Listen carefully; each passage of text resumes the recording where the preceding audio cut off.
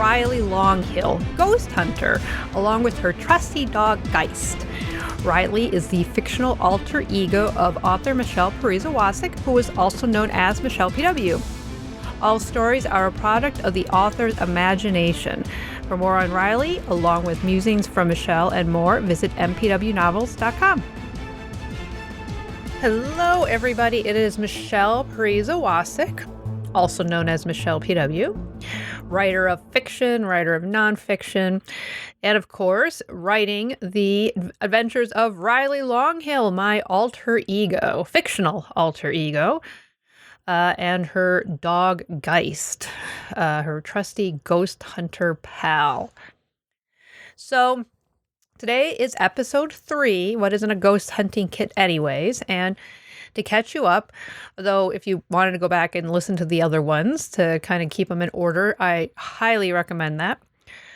And again, you can also catch them all at mpwnovels.com. I've got them there. You can see pictures. You can see pictures of Geist and Riley and Hacienda and everywhere else. So when we last left Riley, she's in Prescott, Arizona, coincidentally where I am. It's amazing. Isn't it amazing that my alter ego, my fictional alter ego, ended up in the same place I am? She is actually investigating the real life, yes, it is a real life ghost at the Hacienda Inn, which is a real hotel here in Prescott, Arizona, which is a real town. And the ghost here at the Hacienda Inn, her name is Faith, and she is indeed real, unless you don't believe in ghosts. But there is an actual ghost, Faith, that haunts, and some people have seen ghosts. You've seen Faith, so who am I? Who am I to know it's true or not true? So there's lots of ghosts here in Prescott, and I'm excited to introduce you to all of them as Riley makes her way through the town. So anyway, so she went to the Hacienda. She didn't have the bestest of luck the first time, so she's heading on back. So here we are, episode 3, What is in a Ghost Hunting Kit Anyways? Time for one last check of my new and improved ghost hunting kit before heading out for a night of ghost hunting. In addition to the notebook and pen from before, I had added a flashlight, camera, tape recorder, bottled water, almonds, and a bag of M&Ms. After another thought, I shoved in 3 bottles of ice salted caramel mocha coffee. Actually, 4 bottles would make more sense, so I stuck on 1 more. That should last me 8 hours if I drank 1 every 2 hours. And maybe some Reese's peanut butter cups too. Peanut butter is good for you, right? It has protein, plus the sugar would help keep me awake. And it was important for me to stay awake because, I'm investigating. I have to stay awake to actually investigate Faith.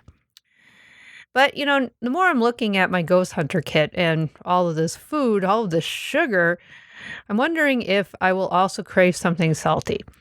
I mean, yeah, I had the almonds in there, but, maybe I should also throw in a bag of sour cream and onion potato chips because, why not? So I took another look at all the food I was taking, and I had some second thoughts. Did I really need all that junk food? I was trying to lose the 10 pounds I gained after Craig and I broke up after all. Maybe I should pack some carrot sticks and celery and some dill dip. That's kind of salty, right? So, because if I was eating carrots and celery, I definitely deserved a dill dip. And, and you also, don't you burn calories with every piece of celery you eat? So, yeah, I definitely needed the dill dip. And the more I think about it, just because I bring the food doesn't mean that I actually have to eat it. So, because wouldn't it be better to have it with me in case of an emergency, of course, rather than sit there and be hungry and grumpy? I need to be prepared like the Boy Scouts, because as a ghost hunter, I should always be prepared. In fact, maybe I'll make that my motto. I'll add it to my ghost hunting blog once I get that blog up and running. I made a mental note. So my plan was simple. I was going to sneak upstairs to Hacienda Inn and find some corner near room 426, which is where Faith the ghost hung herself, and spend the night waiting to see what materialized. Pun intended. What could be simpler? You can hold down the fort, I told Geist, my dog. It's just for one night. Geist sighed and put her head down. Right, I'll be careful, I promise. I tugged my oversized t-shirt down. I was wearing what I hoped would be a nondescript outfit, a navy blue t-shirt and jean shorts. That should allow me to blend in, right? I took a final look around my camper, the first thing I purchased when I realized I was wasting my life in a job I hated and wanted to follow my dreams of becoming a ghost hunter before heading out. The hacienda was less than forthcoming when I had first asked about Faith, the resident ghost. The woman at the front desk hadn't allowed me to go up to the fourth floor to investigate properly.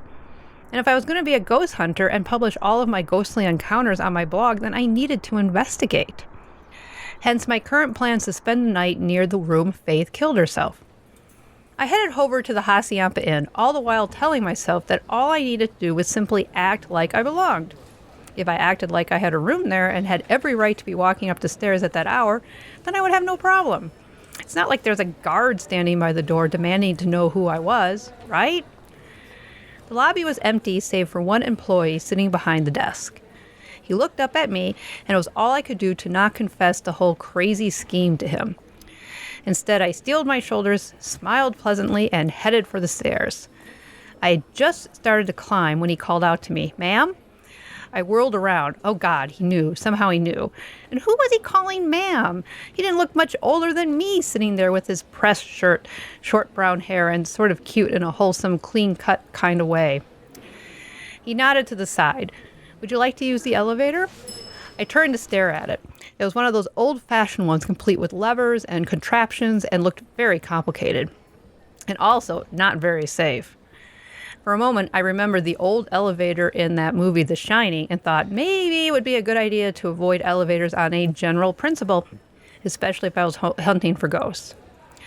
Besides, I had a thing about elevators anyways, even if they didn't look like they were as old as the hotel itself.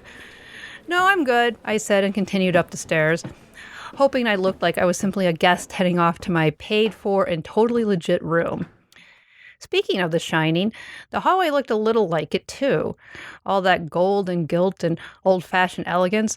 Crap, why did that cute guy downstairs have to draw my attention to the elevator? Damn him. I quietly crept to room 426. It was off the main hallway and tucked in a corner of the hotel. I studied it for a moment, waiting for, I'm not sure what, a cold spot, a flicker of light. So far, it looked like any other hotel in the middle of the night. Of course, I just got here. Maybe I better find a place to hang out for the night. I especially didn't want to caught standing in the middle of the hallway if that cute guy decided to do a walkthrough. Yeah, that would be really embarrassing. Instead, I found an unlocked maid closet, kitty corner, and tucked myself inside. I could barely fit with all the cleaning products, including a mop and a bucket, but I found I could adjust the mop to keep the door propped open a crack and allow me to hide behind it. I arranged all of my ghost hunting tools in front of me. Camera, tape recorder, notebook, M&Ms. Maybe I should eat a couple, just to keep me awake. Half the bag was gone, and I was considering opening one of the ice-salted mocha coffees when suddenly... And you're going to have to tune in next time to see what happened. So remember, Riley Longhill is a fictional alter ego of me, and while it is very true that there is a hotel named the Hacienda Inn in Prescott, and that hotel really does have a ghost named Faith, it is all a real place. Everything else is a product of the author's imagination, including spending the night in the Hacienda as an unpaid guest. I did not do that. It is all a figment of my imagination. So stay tuned for next week. And if you want to check it out on the blog, it's mpwnovels.com.